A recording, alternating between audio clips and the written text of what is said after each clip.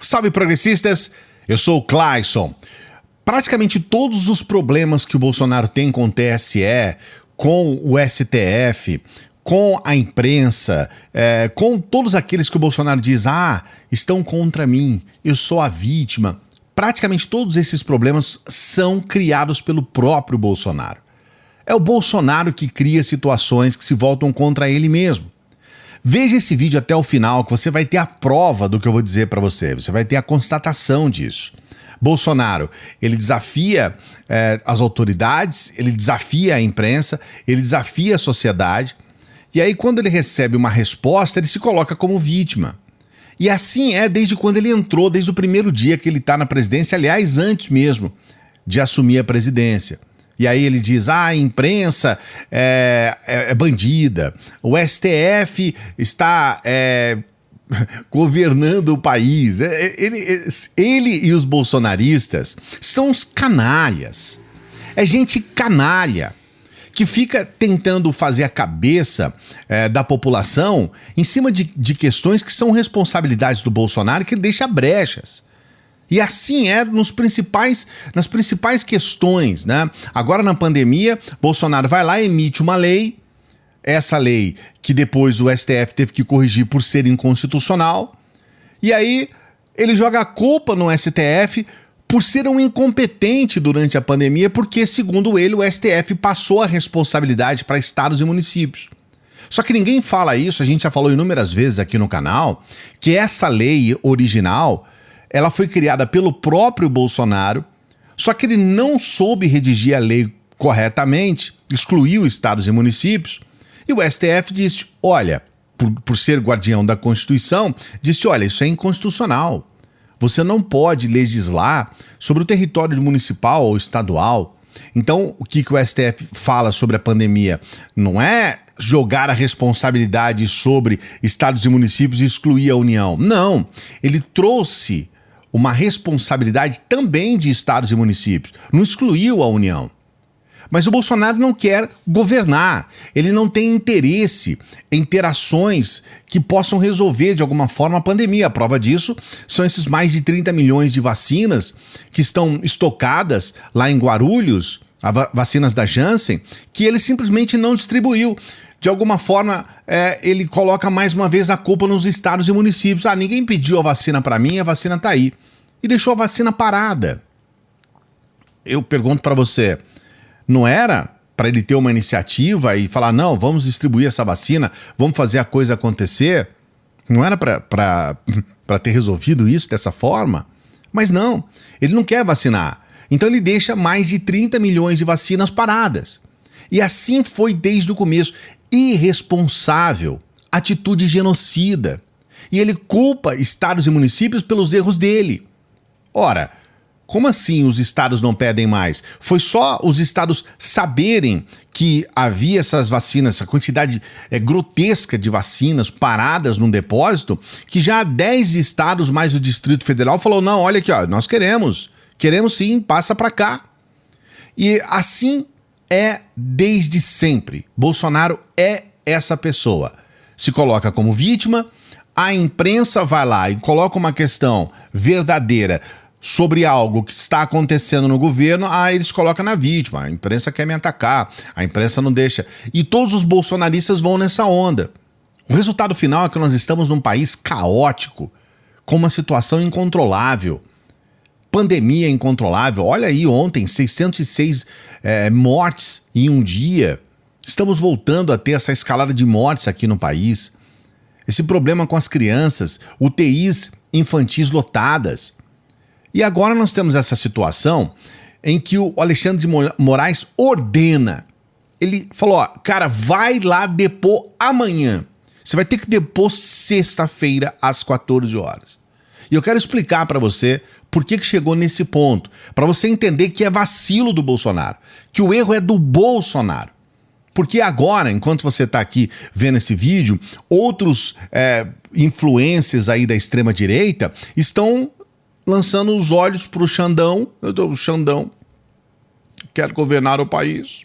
O Xandão isso, o Xandão aquilo.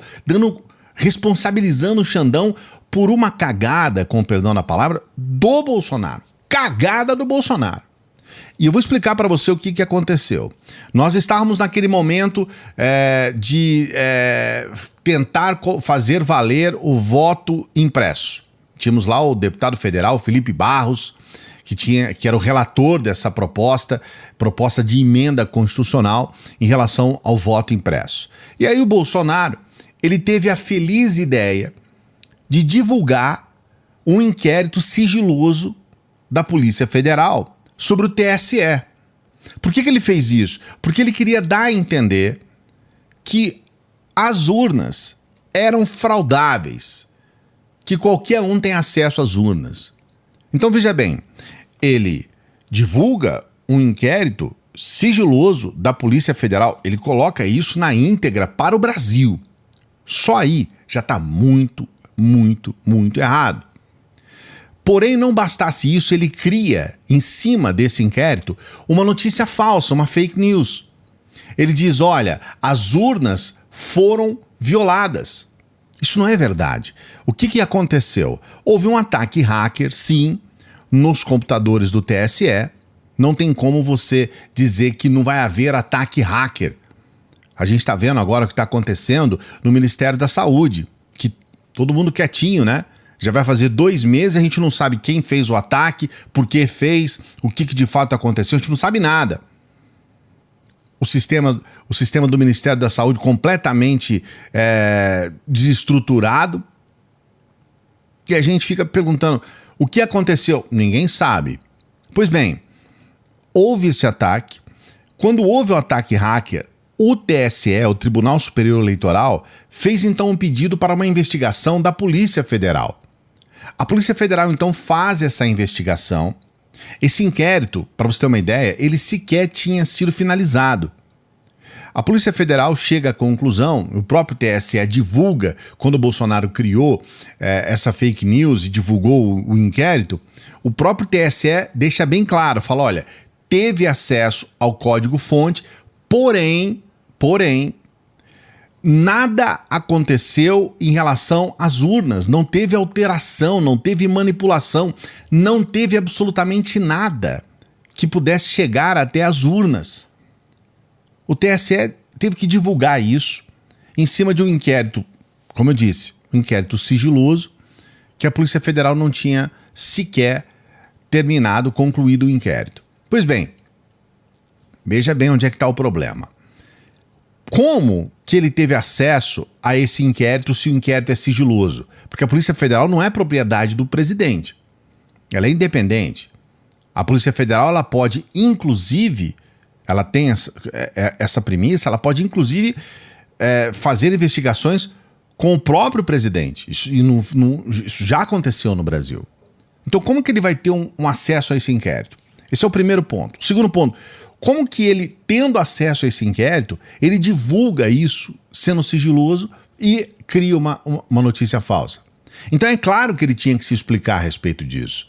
É claro que ele tinha que falar, olha, eu tive acesso dessa forma, eu fiz essa divulgação, porque veja bem, se houve acesso às urnas eletrônicas e isso não foi apontado no inquérito, então ele tem que mostrar como que houve esse acesso. Para não dizer que ele está cometendo um crime e está mentindo descaradamente, que é uma coisa que ele faz o tempo todo. Então, veja bem, é óbvio que ele deveria responder pelo menos dar um depoimento. E aí o que aconteceu? Ele ficou, o próprio, no caso, o presidente do TSE, né? Mas o próprio Alexandre de Moraes, ele disse, olha, você tem 60 dias, Bolsonaro, para você marcar a data, para você marcar o local, para que você possa oferecer um depoimento para esclarecer o que de fato aconteceu nessa divulgação desse inquérito sigiloso.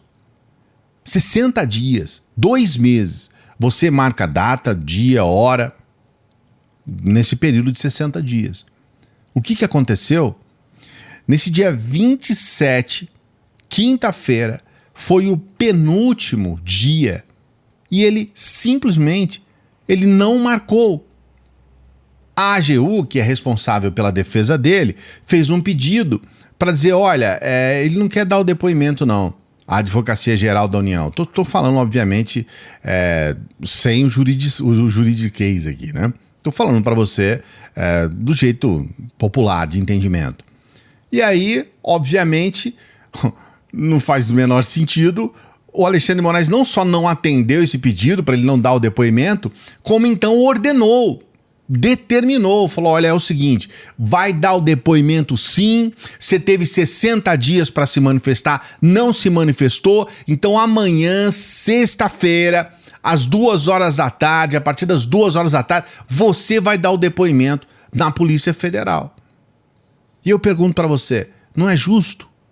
Você não acha justo? Olha aí o trecho da decisão. Não tendo o presidente da República indicado o local, dia e horário para a realização de seu interrogatório, no prazo fixado de 60 dias, determino sua intimação, por intermédio da AGU. E aí tá lá, ó, a data, né, dia 28, às 14 horas, no local. Tá aí o local, né, na quadra 7, lote 23, setor policial sul. Então tá aí, cara. Acabou a paciência. Sabe, é tolerância zero, porque não tem mais cabimento. Esse é um sujeito que se acha dono do país, que se acha dono das instituições. Sabe, chega, tem que ir lá dar o depoimento sim. Você fez uma divulgação de algo e você fez isso de forma criminosa, você divulgou um inquérito sigiloso, você criou uma notícia falsa, diz que as urnas foram invadidas. Mentira! E fez tudo isso para tentar defender algo que no final não deu certo, né? Porque se a ideia era fazer aí valer o voto impresso, essa medida foi rejeitada na Câmara dos Deputados. Isso aconteceu em agosto do ano passado. Então tudo errado, é uma besteira atrás da outra. Esse presidente é um desastre, gente. Ele é desastroso. E se você acha que essa situação dentro da extrema-direita é novidade, só porque o Trump fez a mesma coisa, colocou em dúvida as eleições, eu quero dizer para você, é hábito da extrema-direita fazer isso no mundo inteiro. Peru, em 2021, a filha do ditador Alberto Fujimori, que governou o Peru entre 90 e 2000, a Keiko Fujimori, ela não aceitou a derrota no segundo turno das eleições presidenciais. Ela disse que as urnas foram fraudadas. E começou a pedir aos eleitores que relatassem, que enviassem os organizadores da sua campanha indícios de manipulação eleitoral. Isso no Peru. Nós vimos também isso acontecer na Alemanha. Essa deputada, a Beatriz von Storch, que visitou o Bolsonaro, da extrema-direita, deputado neonazista, ela também, por intermédio não só dela, mas do seu partido, o AfD, que foi derrotado pelo CDU, que é o partido da atual chanceler Angela Merkel, eles fizeram alusões lá no estado da Alta Saxônia, em junho, fazendo postagens de que as eleições tinham sido fraudadas também. Em Israel, em 2021, a mesma coisa. Benjamin Netanyahu, que estava no cargo desde 2009, né, se recusou, inclusive, a cumprimentar o seu sucessor no dia da posse e começou a falar que havia fraudes nas eleições. Então não foi só nos Estados Unidos em 2020. Agora, antes dos Estados Unidos, na Bolívia, em 2019, aconteceu isso. Era a reeleição do então presidente Evo Morales, teve uma margem pequena, e eles criaram uma situação com agressão a membros do movimento ao socialismo, do MAS, né? Que é o partido, ameaças de morte ao Morales, ele teve que ficar em exílio. Isso em 2019, na Bolívia. Aqui no Brasil também, em 2014, a gente teve situações semelhantes, a gente sempre teve essa situação de dizer, perde a eleição, é fraude. É fraude, perdeu a eleição, é fraude. Quando ganha a eleição, porque o Bolsonaro inaugurou um novo instituto, né? Que quando ganha é fraude também. Só que agora, espertamente, ele não fala que a fraude aconteceu no segundo turno. Ele fala, olha, no primeiro turno, eu já poderia ter ganho a eleição no primeiro turno. Então o primeiro turno foi fraudado. Agora o segundo não, porque se ele falar que o segundo turno foi fraudado, ele vai ter que admitir que ele está lá de forma ilegal, que a eleição dele para presidente foi fraudada. Então a gente está percebendo que isso é uma estratégia da extrema-direita mundialmente. Vimos isso na Venezuela, vimos isso aqui no Brasil, Vimos isso nesses outros países que eu disse, na Alemanha, na Bolívia. Então, o que além dos Estados Unidos, né, Israel, o que acontece na prática? Nós estamos numa situação em que, mais uma vez, a gente está sendo refém desses discursos da extrema-direita que o Bolsonaro só repete aqui no Brasil. Bolsonaro, amanhã, a partir das 2 horas, você vai ter que dar depoimento lá porque você é um vacilão. Você teve 2 meses para você marcar dia, hora, local e você simplesmente deu de ombros.